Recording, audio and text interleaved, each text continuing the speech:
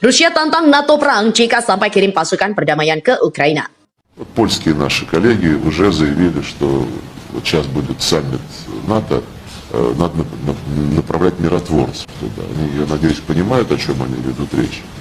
Это будет то самое столкновение прямое российских и натовских вооруженных сил, которого все не то что хотели избежать, а говорили, что никогда его не должно состояться в принципе.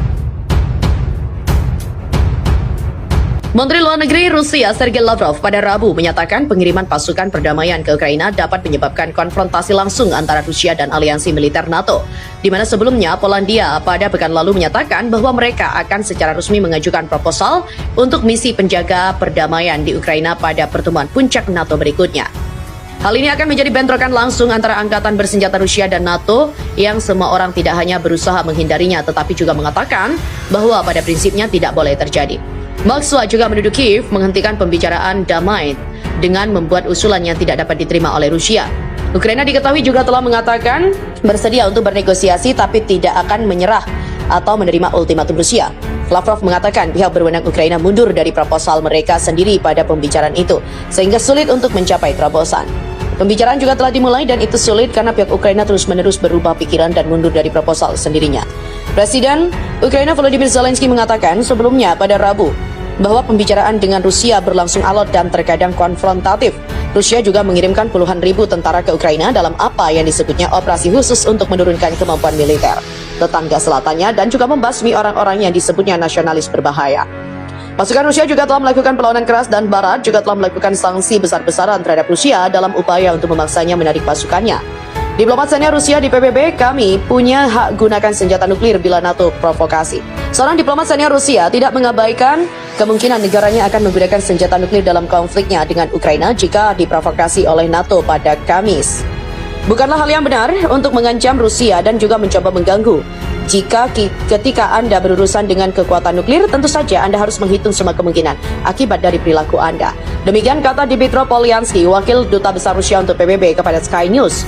Polyansky juga membantah Rusia menargetkan warga sipil untuk melakukan kejahatan perang di Ukraina. Amerika Serikat sebelumnya juga menetapkan pasukan Rusia melakukan kejahatan perang di Ukraina dan akan bekerja untuk mengadili mereka yang dianggap sebagai pelanggar kejahatan perang.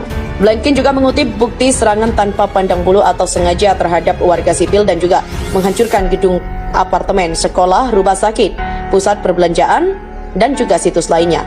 AS bukan negara anggota Pengadilan Kejahatan Internasional atau International Criminal Court atau ICC, namun ia masih dapat membantu penuntutan serta membantu mengumpulkan bukti atau atas pasukan Rusia di Ukraina, menggunakan aset dan kemampuan yang sudah dikerahkan untuk melacak dan memantau apa yang terjadi dalam konflik. Inggris juga meningkatkan dukungannya untuk penyelidikan Pengadilan Kriminal Internasional atas kejahatan perang di Ukraina dengan uang tunai dan juga staf spesialisasi saat menjadi tuan rumah pertemuan koalisi negara-negara mendukung penyelidikan. Baik Rusia maupun Ukraina bukanlah anggota pengadilan, tetapi Ukraina mengakui yurisdiksi Pengadilan Kriminal Internasional. ICC juga telah melakukan penyelidikan awal atas dugaan kejahatan yang terkait dengan penindasan kekerasan protes Eropa di Kiev pada 2013-2014 oleh pemerintah Ukraina pro-Rusia dan tuduhan kejahatan di semenanjung Crimea yang ditegaskan ke Rusia tahun 2014 serta pemisahan diri dua wilayah Ukraina Timur yaitu Donetsk dan Luhansk yang didukung Moskow sejak memisahkan diri dari Ukraina. Terjadi berbagai perilaku yang merupakan kejahatan perang dan juga kejahatan terhadap kemanusiaan dalam yurisdiksi pengadilan di Ukraina. Negara sekutu Rusia diyakini akan ikut berperang.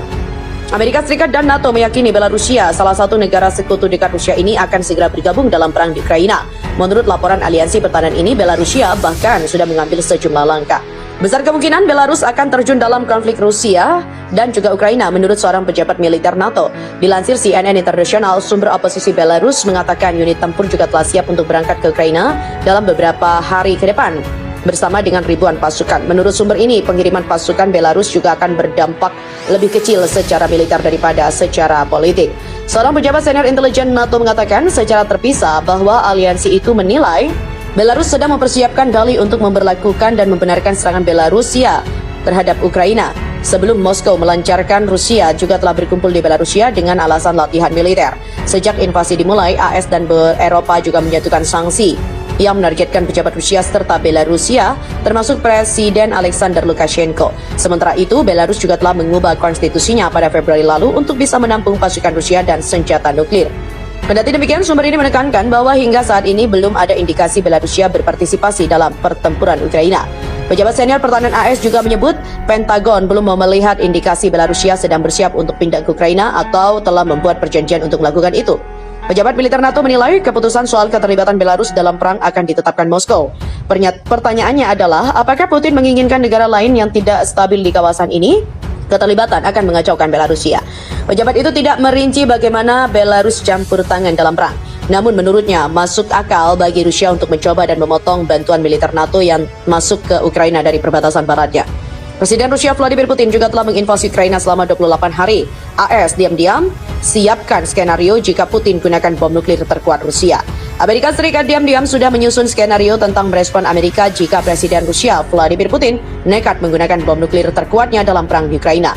Rencana kontingensi itu disusun setelah Gedung Putih mengumpulkan tim pejabat keamanan nasionalnya. Putin juga telah memperingatkan Barat agar tidak ikut campur dalam perang Rusia di Ukraina dan mengancam akan melepaskan persediaan senjata kimia, biologi, atau bahkan senjata nuklir terkuatnya. The Tiger Team, demikian kelompok pejabat keamanan nasional itu dikenal, juga memeriksa tanggapan jika Putin mencapai wilayah NATO untuk menyerang konvoi yang membawa senjata dan bantuan ke Ukraina. Penyusunan rencana kontingensi itu diungkap beberapa pejabat yang terlibat dalam proses itu.